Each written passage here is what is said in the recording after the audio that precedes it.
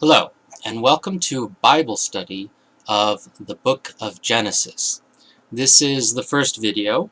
We're going to take the book of Genesis in order, starting from the beginning, and go through it verse by verse.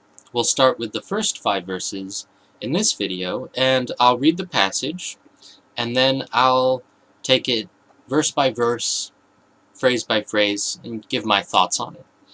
So, I'm going to start by reading the passage. This is Genesis chapter 1, verses 1 through 5. In the beginning, God created the heaven and the earth was without form and void, and darkness was upon the face of the deep. And the Spirit of God moved upon the face of the waters. And God said, "Let there be light," and there was light. And God saw the light, that it was good. And God divided the light from the darkness. And God called the light day, and the darkness he called night. And the evening and the morning were the first day. So, let's start with that first verse there, the expression, "in the beginning." So, we'd like to understand what that means, in the beginning. And the distinction I'd like to make is between relative beginnings, beginnings of things, beginnings in time, and an absolute beginning, the beginning of all things, even of time. So with respect to beginning in time, we talk about things beginning in time. This is the beginning of this, the beginning of that. And what we mean is that in the prior time, the thing was not. So the beginning of, for example, I'm not good with examples, but the beginning of this video. Well, prior to the beginning of this video, the video didn't exist. It hadn't been made yet. Okay, so that's a beginning in time. Now, philosophers have asked the question, does the world have a beginning, or is it eternal in its past time? And philosophers have debated this question for centuries, and have not come to a clear answer. And in fact, certain philosophers, for example, I'm a great fan of Immanuel Kant. He says, well, you can't answer that question if you're looking at it from a theoretical perspective.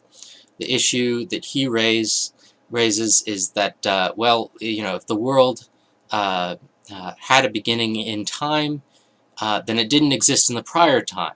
But you can't conceive of a prior time in which the entire world didn't exist. There has to be something there in order to think about a change from one state of things to another state of things.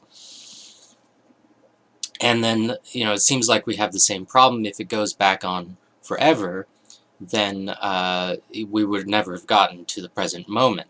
So it's a matter of debate. And what I want to emphasize is that this is a beginning not only of the entire world, but also of time itself. It's not a beginning in time, as though that there was a prior time in which the world didn't exist. It's the beginning of time and of all things in time. So, but what does that tell us? Well, again, a beginning is conceived of in terms of the prior time. In this case, there isn't a prior time. There's nothing before the beginning, except as we read, God created. So God was before the beginning. But to think of an absolute beginning in time, we have to think of it in terms of what's prior to the beginning. And that's not itself a time, that's something else. In fact, since we think in terms of, well, what is the cause of the world, here we need to think of the beginning in terms of its purpose. Because that's the cause, that's the only cause we can refer it to, is the purpose or the end for which the world exists. And And so in accordance with that, we read God created.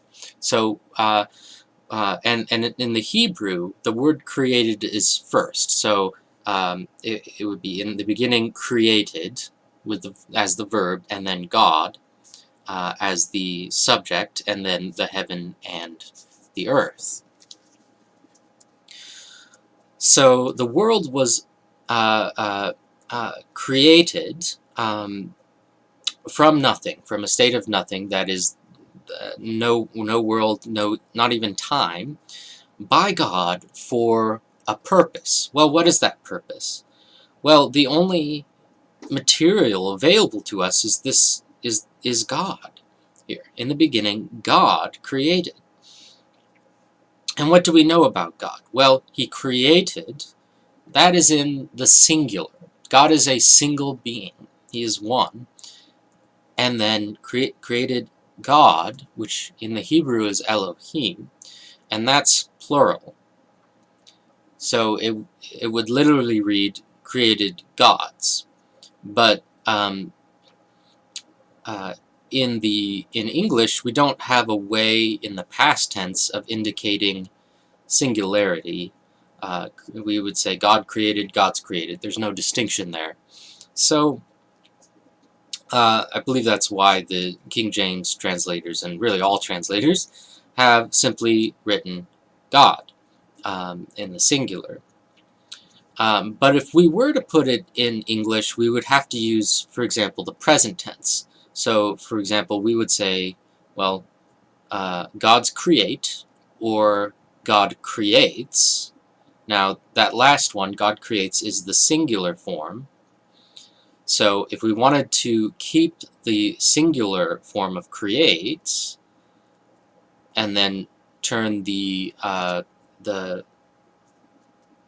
subject, the singular form of God, into the plural, we would say gods creates. So that kind of gives a sense of how it reads. So in the beginning, if you were in the present tense, gods creates,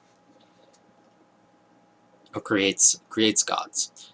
And then you think, well, okay, how would that sound in the past tense? Because that's the tense that is used here. So so what we know about God is that He is one. However, He is also many gods. And of course, in order to conceive of what's being said here, we need to distinguish between the respect in which He is one and the way in which He is many.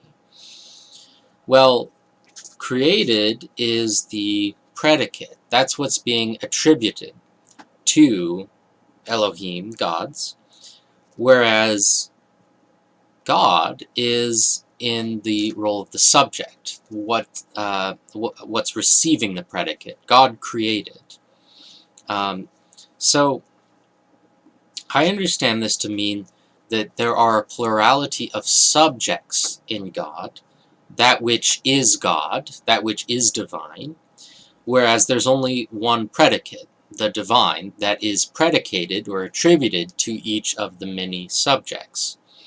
Okay, and this distinction is simply that between the persons of God and His nature. There are, as is taught, three persons, three divine persons, and one divine nature. Three divine persons, each of them is God. The nature of God belongs to each of them, and yet that nature is one. And that is what we're told about God, and that is what's being revealed to us in the passage. So I understand this, just these first few words. In the beginning, God created the heaven and the earth. I understand it to be saying that God created the world for a purpose, and that purpose is to reveal Himself, His unity, in three persons. Okay, and then we read the heaven and the earth. God created the heaven and the earth. Now, the heaven and the earth are later created in the actual days of creation. The earth is not so much created, but on the third day, and God said, "Let the waters under the heaven be gathered together unto one place, and let the dry land appear." And it was so, and God called the dry land earth. So while it was there, it did not yet appear. And with respect to heaven, the firmament, and God called the firmament heaven, that's created on the second day. So that's not even, it would appear, was not created or contemplated in the original act of creation in the beginning that we read of in the first verse. Now, it could be foreshadowing and saying, well, God, in the beginning God created the heaven and the earth, and this is what we mean. It refers to the entire passage, including the creation of heaven and earth and everything within them. But that answer isn't entirely satisfying to me, simply because if it's foreshadowing, if it's looking forward to something, it has to be symbolic. And that means there's another element to it. There's the thing represented. There's the thing that is actually being said. The heaven and the earth is referring to something, and that thing foreshadows or gives meaning to what comes later. So hopefully that makes sense. But I think that, well, if it's foreshadowing, what is it referring to now that we can understand? Another way of taking the heaven and the earth is saying, well, it's just a general expression for everything. But it then has to include some kind of distinction between things. The heaven and the earth, the heavenly things and the earthly things. So we need to understand that distinction. It's not just saying everything, it's saying everything but with the distinction of one kind of thing from another kind of thing. So really, I understand the heaven and the earth to refer to a distinction between the invisible and the visible. The world, you might say, of the understanding and the world of sensation in which we reside. Heaven, of course, is where the angels dwell. That's their home. And the earth is our home. There are two kinds of rational beings. There are spirits, and there are men. So that's how I understand. I understand that. And if you're looking for like a reference that can confirm that, I go to Colossians 3, or not 3, 2. Which chapter? Just a moment, please. Colossians 1:16. For by him were all things created that are in heaven and that are in earth, visible and invisible, whether they be thrones or dominions or principalities or powers. All things were created by him and for him. So there you have that distinction between heaven and earth, visible and invisible. And then, since God created them, and he is one, I understand the passage to be saying that for God, heaven and earth are one.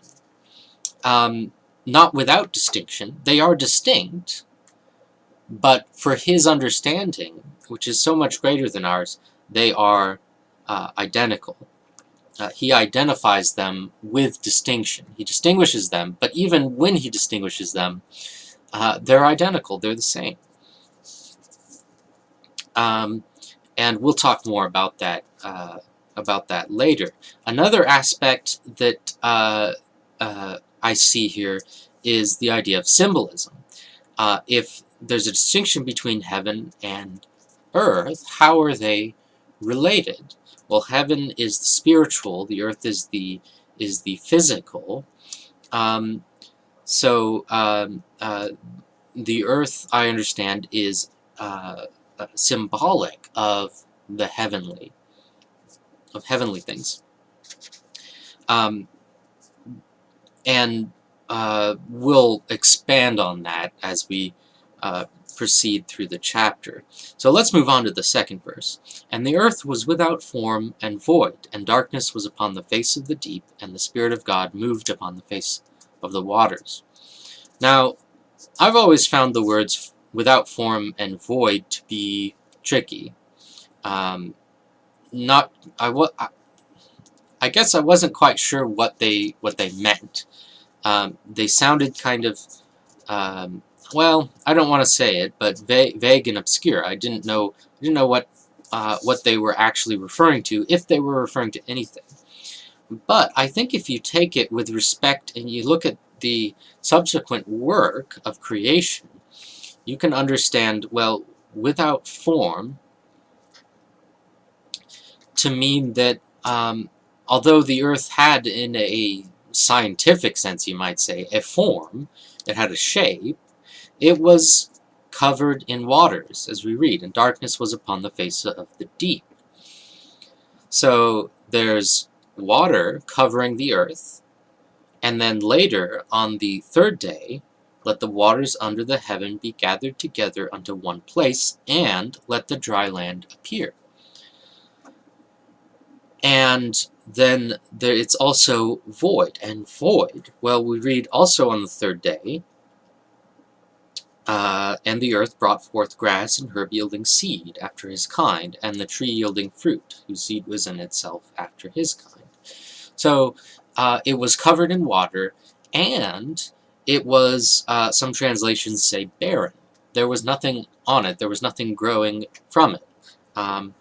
So it was without form and void, and darkness was upon the face of the deep.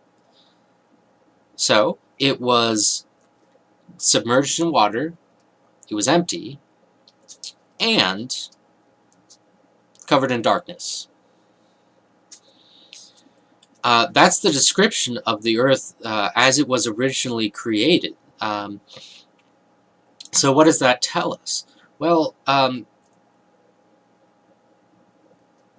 it certainly can't tell us anything in itself, because these are all negative descriptions. So it has to be understood symbolically.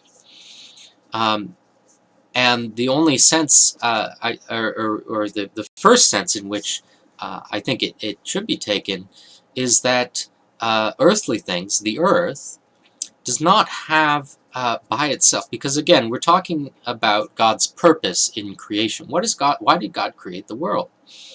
Well, at the first, it was formless and void and covered in darkness. I understand that to mean that by itself, the visible world has no purpose. It only has purpose in relation to the spiritual world, and in relation to God who created it. So here we have, I think, an indication that the visible world receives its purpose from the spiritual world, and symbolizes that world. And that is going to help us understand the work of each day. If we understand it, if we take it as a symbol of the spiritual. And we have a further, I think, indication of this when we read, and the Spirit of God moved upon the face of the waters. So the first thing I think we should discuss about this is the Spirit of God. Now, we have already learned that God is one. So if we're going to distinguish between God and His Spirit, it would have to be in terms of not the nature of God, which we read is one, but the subjects, or the divine persons. So I would say that the Spirit of God is one of those divine persons. And then God himself would be, or he who is called God, is the other person in distinction from God's Spirit. And then the third person, which is more clearly revealed in verse 3, would be the Word of God. And the reason for that is the Spirit literally can mean breath. So, and the breath of God moved upon the face of the waters, indicating that God would speak. And so that word, because both God speaking and the word that is spoken, and then in addition, the Spirit of God moved upon the face of the waters, they're all described in terms of visible appearance. Now, of course, we already know that God is outside of time, he's outside of the world. So if God's revealing himself through through the act of creation, if he's described in terms as if, had you been there, you could have heard him say, "Let there be light." You could have perhaps felt the Spirit of God moving upon the face of the waters, then it must not be in terms of the unity of God, which is invisible, but in terms of the persons of God who reveal themselves in their work. And further reason for that is the simple observation that earthly things are visible through their plurality, right? We don't observe unities. Everything that we call a unity is itself made up of a plurality of stuff. So if there's a plurality here referred to, it has to look toward an appearance, a revelation, making something visible. So, when the Spirit of God moved upon the face of the waters, so if it's referring to and God said, "Let there be light." So, both God Himself speaking and then His word spoken. And then if the Spirit of God is a person and God is a person, then I would understand the word to also be a person, given that He's spoken by the word is spoken by the Spirit of God. That is, it is revealed, it is actualized by God's Spirit. Now, the other thing is, and the Spirit of God moved. What does that word moved mean? Well, if you take it with reference to what follows and what comes before, I think we can understand that God was, as it were, prompted. The Spirit of God moved upon the face of the waters, and the earth was without form and void and dark. There was darkness, it was covered in darkness. And the Spirit of God moved as if the darkness, as if the formlessness and emptiness of the world prompted or moved God to create light. And God said, "Let there be light," and there was light. So it's not as though God is, as you might say,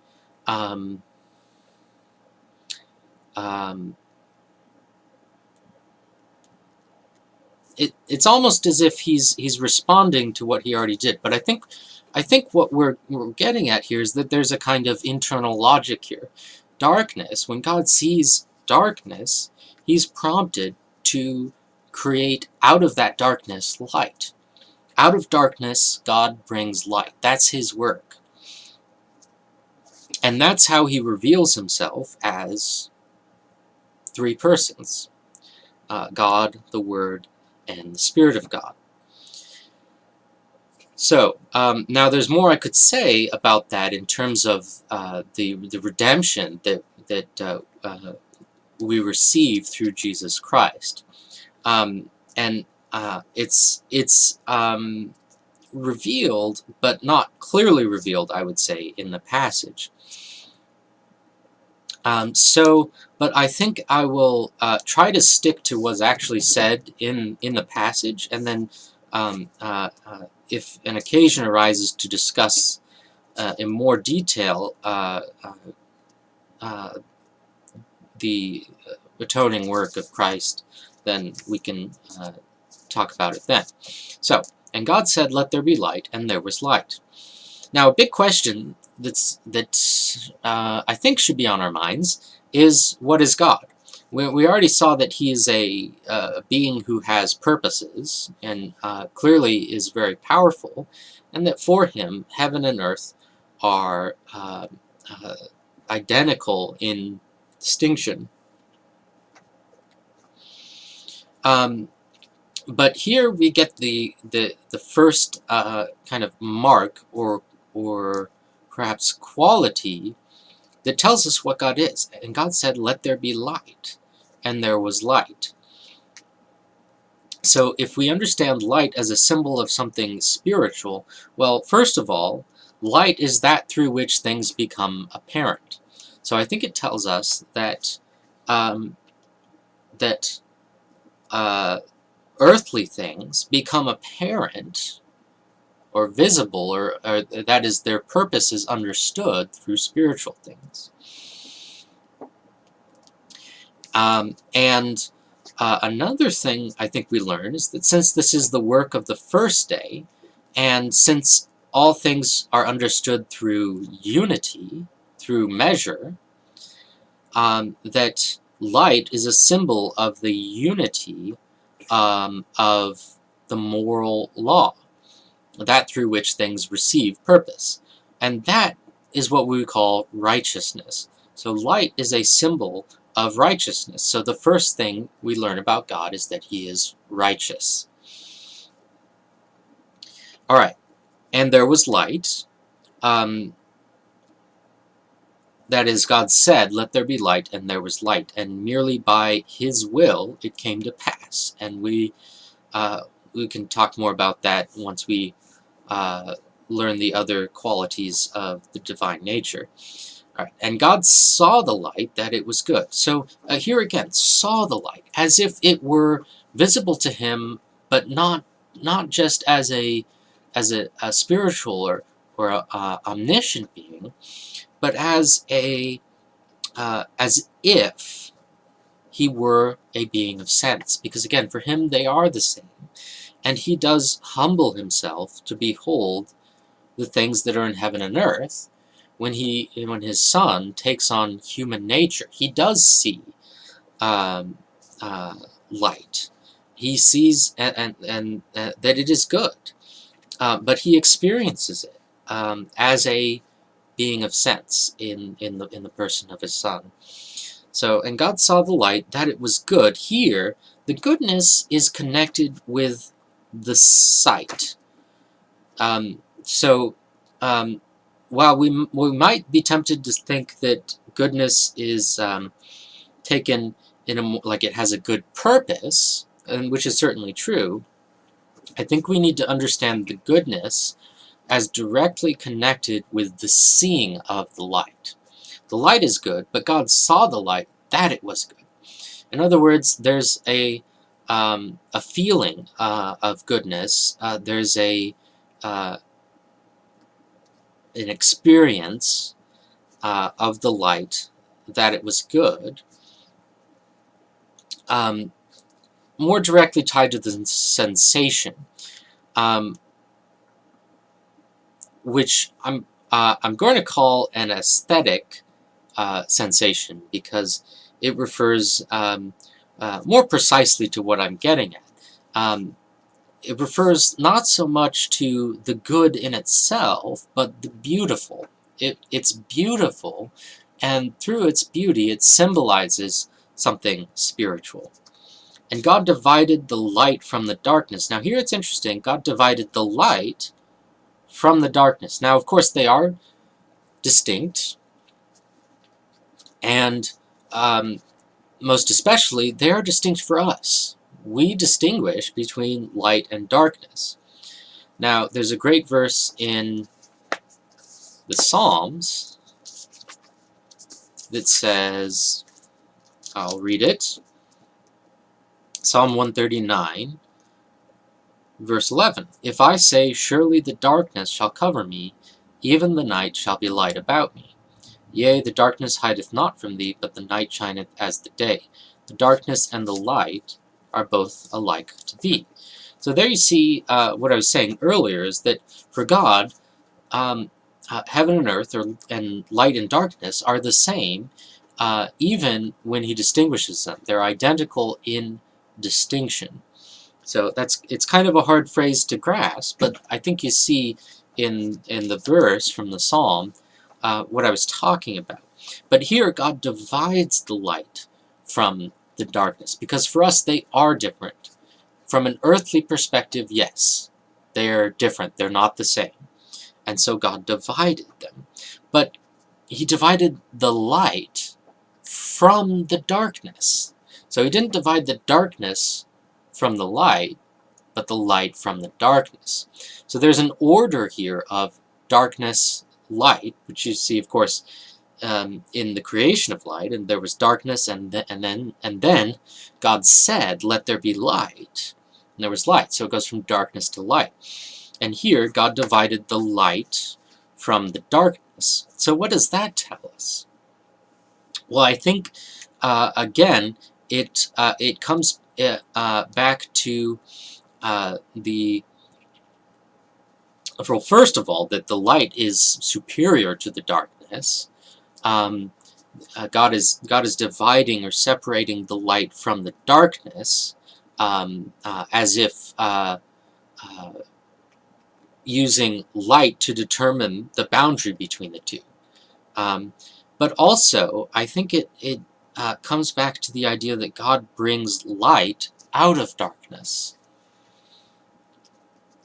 All right, and God called the light day, and the darkness he called night. Now, names are symbols. They're word symbols of things. My name is a symbol of me. It doesn't mean that I am my name, or that we're one and the same, but it is a symbol. So, and God called the light day, and the darkness he called night, tells me, I think tells the reader that God is creating symbols. By creating a secondary symbol, the word symbol, day, he's showing us that the light itself is a symbol of something spiritual, and the darkness he called night. Now, I didn't mention this earlier, but here we get a better indication of what exactly it means for God to divide the light from the darkness. Oh, he didn't just say, well, that's different from that. No, there was an actual physical division, not just a conceptual distinction, which, of course, is, I would say, also true, but there's a physical distinction between the light and the darkness. There's the light. The light is over there, and the darkness over here. Not so much in terms of, I would say, space at this point, but in terms of time. Because, again, in the beginning, right, this is a beginning of time. So, first thing God has to do is to create time, and not just as a thing, but in terms of our measurement of how do we measure time. So he divides the light from the darkness, calls the light day and the darkness night, to indicate that they are symbols of spiritual things, and in order to create the day-night cycle. All right, and the evening and the morning were the first day. Now, the way it sounds, I think, to our ears, is that the day, the first day, goes from evening to morning. The second day would go from evening to morning, in the sense that a day goes from evening to evening. But given what we've already read, I don't think that can be the case. because the first day in the actual act of creating the first day, started in darkness, and then came light. So then it would also end in darkness, the evening,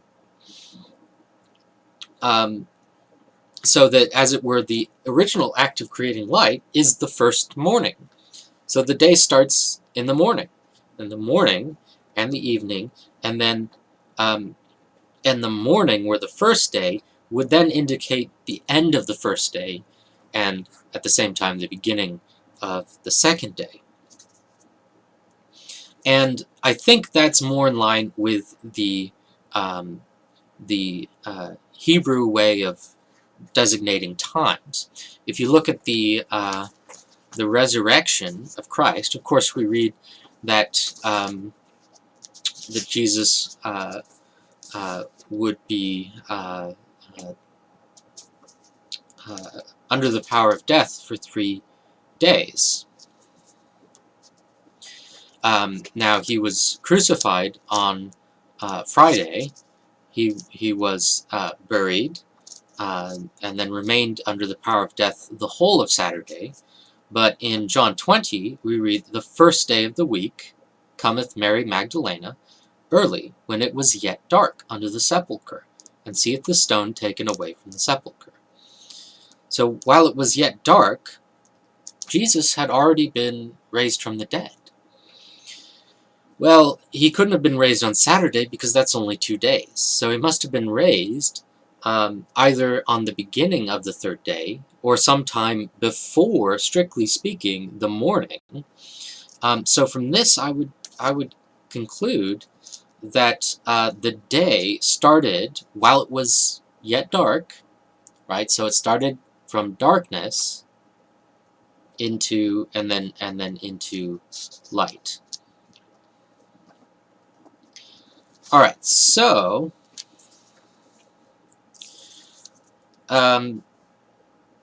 that's the first 5 verses, and to summarize what we've learned, God created the world for a purpose, and that purpose is to reveal Himself through the things that He's created, especially as a Trinity. Not merely as a being that is one, but also a being with 3 persons. And he does that in the earthly world through these symbols, and most especially through the Lord Jesus Christ. And the work of the first day is, of course, the work of unity and reality, giving reality to the things that He has made. And that through which all other things should be understood, and that is righteousness. So first of all, God is a righteous being, and then we'll read on the next 2 days the other two concepts that go into our idea of God. So we'll get a better understanding of what God is, and hopefully what this plurality in His nature is. Alright, thanks for watching this video, and I'll see you in the next one.